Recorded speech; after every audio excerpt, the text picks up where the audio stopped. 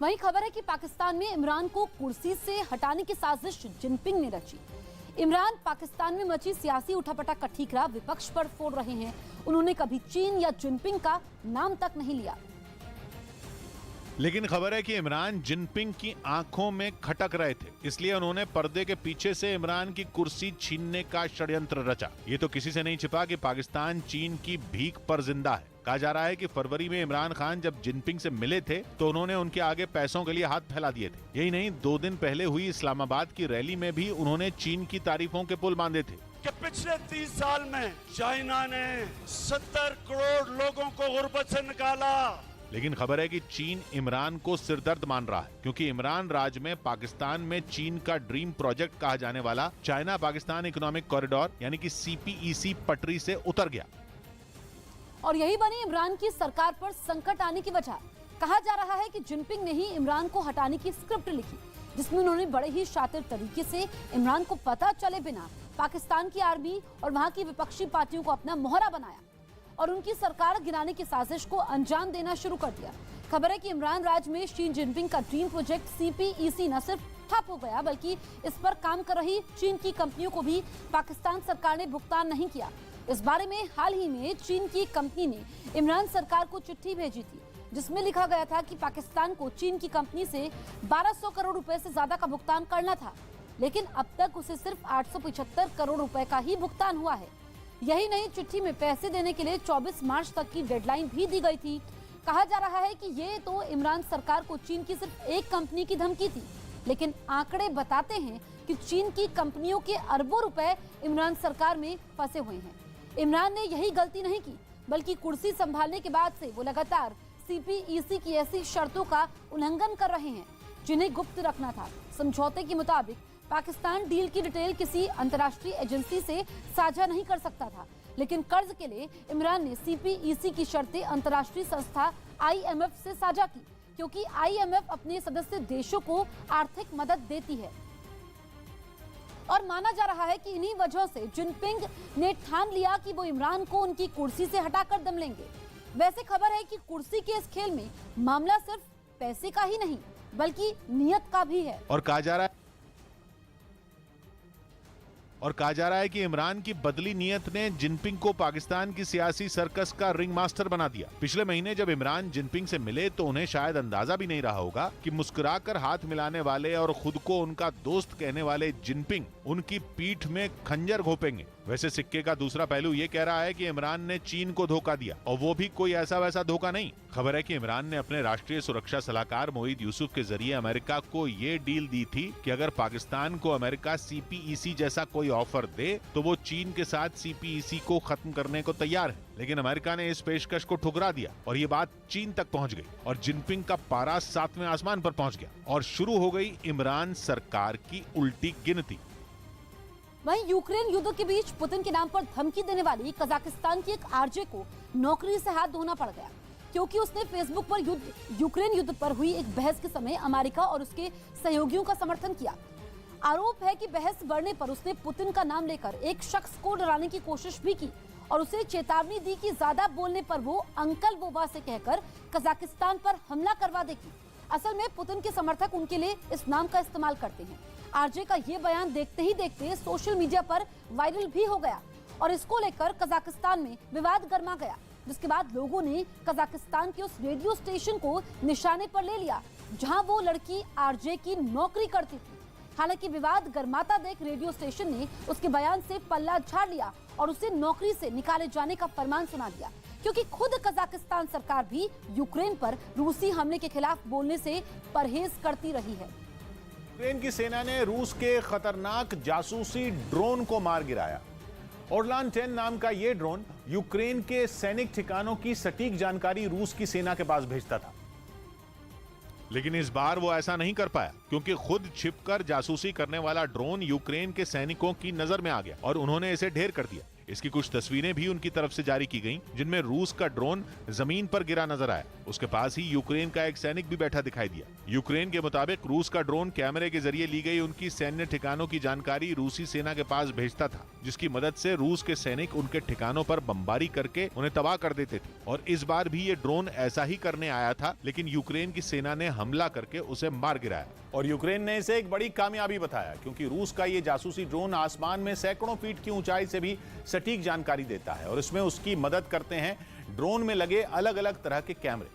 Orlan 10 drone में एक day light camera, thermal imaging camera और एक वीडियो कैमरा लगा होता है, जिनकी मदद से दिन हो या रात ये किसी भी इलाके की छोटी से छोटी जानकारी भी जुटाने में माहिर होता है। ये इतना खतरनाक जासूस है कि अपने लॉन्च स्टेशन से 120 किलोमीटर से 600 किलोमीटर दूर तक जाकर ये वहां की तस्वीरें आसानी से कैद कर सकता है। और इसी वजह से इसने यूक्रेन की सेना की नाक में दम कर दिया, क्योंकि सैकड़ों किलोमीटर दूर बैठी रूस की सेना को यूक्रेन के सैन्य अड्डों का पता ओरलान 10 ड्रोन की मदद से आसानी से चल जाता था। जिसके बाद रूसी सेना अपनी मिसाइलों की मदद से यूक्रेन के ठिकानों को तबाह कर देती थी। पिछले कुछ रोज में रूस ने इसी तरह यूक्रेन के कई हथियार गोदाम बमबारी से नेस्त नाबूद कर दिए। यही नहीं, रूस ने एक के बाद एक कई तेल डिपो को भी निशाना बनाया। माना जा रहा है कि रूस के जासूस ड्रोन ही यूक्रेन के उन ठिकानों की सटीक जानकारी रूसी सेना को भेजते थे, जिसके बाद वो हमलों को अंजाम देती थी। रूसी सेना से भिड़ने के लिए यूक्रेन ने portable anti aircraft missile system का इस्तेमाल तेज कर दिया, जो उसे अमेरिका और दूसरे सहयोगी देशों से मिली। और इस घातक हथियार के जरिए यूक्रेन के सैनिक छिपकर रूसी सेना के हेलीकॉप्टर और टैंकों को आसानी से निशाना बना रहे हैं। यही नहीं, वजन कम होने की वजह से इसे आसानी के साथ कहीं भी ले जाया जा सकता है। ये मिसाइल सिस्टम लोहे के पाइप जैसा दिखता है, जिसके अंदर मिसाइल डाली जाती है और फिर कंधे पर रखकर इसे चलाया जाता है। ट्रिगर दबते ही इससे निकली मिसाइल दुश्मन पर काल बनकर टूट पड़ती है। इस मिसाइल सिस्टम के जरिए जमीन से हवा में मार करने वाली मिसाइल के साथ ही जमीन से जमीन पर मार करने वाली मिसाइल भी दागी जा सकती है, यानी हेलीकॉप्टर और टैंक दोनों को तबाह किया जा सकता है।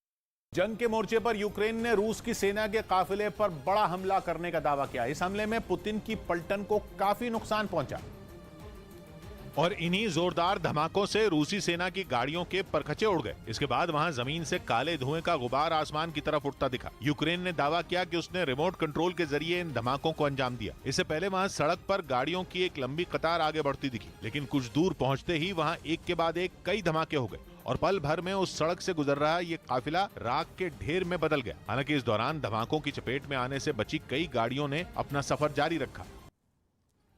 युद्ध पर रूस का बड़ा बयान सामने आया है। सेना हटाना सीजफायर नहीं है, ये रूस ने साफ कर दिया है।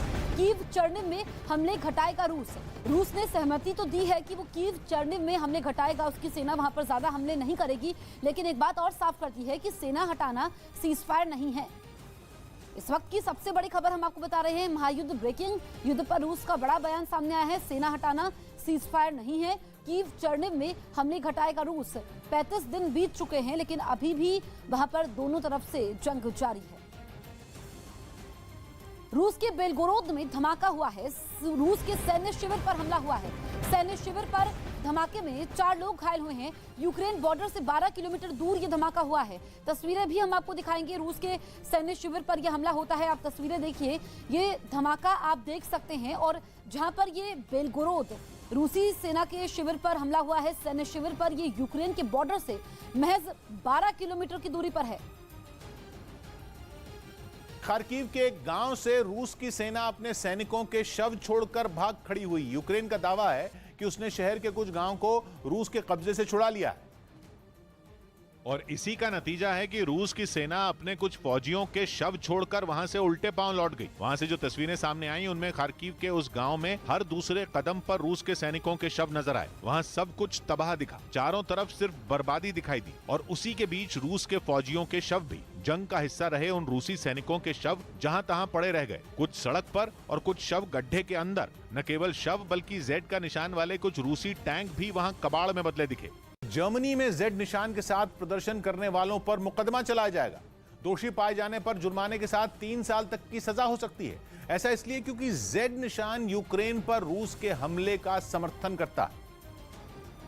और जर्मनी इस युद्ध में रूस के खिलाफ यूक्रेन के साथ खड़ा है। इसी वजह से उसने रूस का समर्थन करने वाले जेड निशान के साथ प्रदर्शन करने वालों पर कार्रवाई का मन बना लिया। ये जेड निशान तब चर्चा में आया जब 24 फरवरी को रूस ने यूक्रेन पर धावा बोल दिया। उस दौरान यूक्रेन में दाखिल हुए रूसी टैंकों, ट्रकों और बख्तरबंद गाड़ियों पर जेड अक्षर का कोड लिखा नजर आया, लेकिन कुछ न कुछ बदलाव के साथ। जैसे कहीं पर जेड को सीधा लिखा गया तो कहीं इसे बॉक्स में लिखा गया। कुछ गाड़ियों पर जेड को एक त्रिकोण के अंदर लिखा गया। बाद में यह जेड निशान पूरी दुनिया के लिए एक रहस्य बन गया। जैसे जैसे जंग आगे बढ़ी तो यह निशान रूस के युद्ध का प्रतीक बन गया। इसी वजह से जब कतर की राजधानी दोहा में रूसी जिम्नास्ट इवान कुलियक ने आर्टिस्टिक जिम्नास्टिक्स के एपरेटस वर्ल्ड कप के फाइनल में जेड लिखा सूट पहनकर प्रदर्शन किया तो वहां हंगामा खड़ा हो गया था। लेकिन दुनिया के सामने सवाल यह था कि आखिर पुतिन को अपने टैंकों और दूसरी गाड़ियों पर जेड लिखने की जरूरत क्यों पड़ी और इस कोड का मतलब क्या है। बाद में रूस के हथियारों पर लिखे जेड कोड पर पूरी दुनिया में बहस छिड़ गई। कोड के रहस्य पर कई तरह की थ्योरियां भी सामने आई, जिनमें पहली थ्योरी यह कि युद्ध के दौरान इस कोड का मतलब इस्तेमाल इसलिए किया गया ताकि रूसी सेना गलती से अपनी गाड़ियों और टैंकों को निशाना न बना दे। ऐसा इसलिए क्योंकि रूस और यूक्रेन के टैंक ही नहीं बल्कि जवान भी एक जैसे दिखते हैं। लेकिन एक दूसरी थ्योरी के मुताबिक इस तरह के निशान का इस्तेमाल रोजगवर्दिया ट्रूप्स के लिए किया जाता है, जिसका मतलब रशियन नेशनल गार्ड से। ये सेना के जवानों से अलग होते हैं और अपनी हर कार्रवाई की जानकारी सीधे राष्ट्रपति पुतिन को देते हैं। इसी तरह एक और थ्योरी में जेड कोड को यूक्रेन के राष्ट्रपति जेलेंस्की से जोड़ दिया गया, क्योंकि अंग्रेजी में जेलेंस्की की स्पेलिंग जेड से ही शुरू होती है। हालांकि बाद में रूसी रक्षा मंत्रालय की तरफ से यह बताया गया कि जेड कोड का मतलब युद्ध में जीत के लिए है। अमेरिकी राष्ट्रपति बाइडेन अब व्लादिमीर पुतिन पर दिए कसाई और सत्ता वाले अपने विवादास्पद बयानों पर अड़ गए। वो भी तब जब फ्रांस के राष्ट्रपति मैक्रोन समेत कई देशों के नेताओं ने बाइडेन के बयान की आलोचना की थी। लेकिन इस आलोचना का असर बाइडेन पर नहीं पड़ा और उन पर पत्रकारों के सवालों की बौछार हुई तो वो फिर उलझ गए। यही नहीं, उन्होंने माफी मांगने से भी इनकार कर दिया। पिछले 4 दिनों से व्हाइट हाउस और पूरी अमेरिकी सरकार बाइडेन का बचाव करने उतरी हुई है, पर यह बवाल फिर भी नहीं थमा। अब तो उन्होंने अपनी ही सरकार की मुश्किल और बढ़ा दी और पत्रकारों के सवालों का जवाब देते हुए बाइडेन ने पुतिन को बुरा आदमी तक कह दिया। साथ ही दोहराया कि ऐसे बुरे आदमी को सत्ता में रहने का कोई अधिकार नहीं है। हालांकि वो कई बार सफाई भी देते दिखे। तो दूसरी तरफ पुतिन पर बाइडेन के लगातार जबानी हमले भी जारी हैं। असल में बाइडेन ने पिछले हफ्ते पोलैंड में पुतिन को कसाई कह दिया था और उनकी अगुवाई वाली सरकार का भी विरोध किया था। अब जब बाइडेन ऐसे बयान देंगे तो रूस जैसे ताकतवर देश का भड़कना भी लाजमी है। ऐसे में रूस ने फिर चेतावनी दी कि अमेरिकी राष्ट्रपति के इन बयानों से दोनों देशों के रिश्तों पर बड़ा असर पड़ सकता है। वहीं खबर है कि पाकिस्तान में इमरान को कुर्सी से हटाने की साजिश जिनपिंग ने रची। इमरान पाकिस्तान में मची सियासी उठापटक का ठीकरा विपक्ष पर फोड़ रही हैं। उन्होंने कभी चीन या जिनपिंग का नाम तक नहीं लिया। लेकिन खबर है कि इमरान जिनपिंग की आंखों में खटक रहे थे, इसलिए उन्होंने पर्दे के पीछे से इमरान की कुर्सी छीनने का षड्यंत्र रचा। ये तो किसी से नहीं छिपा कि पाकिस्तान चीन की भीख पर जिंदा है। कहा जा रहा है कि फरवरी में इमरान खान जब जिनपिंग से मिले थे तो उन्होंने उनके आगे पैसों के लिए हाथ फैला दिए थे। यही नहीं, 2 दिन पहले हुई इस्लामाबाद की रैली में भी उन्होंने चीन की तारीफों के पुल बांधे थे कि पिछले 30 साल में चाइना ने 70 करोड़ लोगों को गुर्बत से निकाला। लेकिन खबर है कि चीन इमरान को सिरदर्द मान रहा है, क्योंकि इमरान राज में पाकिस्तान में चीन का ड्रीम प्रोजेक्ट कहा जाने वाला चाइना पाकिस्तान इकोनॉमिक कॉरिडोर यानी कि CPEC पटरी से उतर गया। इस वक्त की बड़ी खबर आपको बता दें, रूस यूक्रेन युद्ध पर यूएन ने बड़ा दावा किया है। यूक्रेन में अब तक 1100 लोगों की मौत हुई है। करीब 100 बच्चों की मौत का भी दावा किया गया है यूएन की तरफ से। रूस यूक्रेन युद्ध पर बड़ी खबर आपको बता रहे हैं। यूएन ने दावा किया है कि जब से शुरुआत हुई है युद्ध की, अभी तक 1100 लोगों की मौत यूक्रेन में हो चुकी है, जबकि 100 बच्चों की मौत भी हुई है। ये वो आंकड़ा है जो यूएन की तरफ से जारी किया गया है। रूस यूक्रेन युद्ध से जुड़ी अब तक की सबसे बड़ी खबर हम आपको बता रहे हैं। यूएन ने दावा किया है कि 1100 लोगों की मौत इस युद्ध में अभी तक हो चुकी है, जिसमें 100 बच्चे भी शामिल हैं, जबकि बड़ी संख्या में लोग इस वक्त घायल भी हैं और लगातार अब भी कई लोग ऐसे हैं जो इस वक्त वहां पर हमले झेल रहे हैं और दूसरे देशों में शरणार्थियों के तौर पर भी रह रहे हैं। कई लोग ऐसे हैं जो वहां से पलायन कर चुके हैं, लेकिन 1100 लोग इस युद्ध में अभी तक रूसी सेना की धमाकों की चपेट में आए हैं।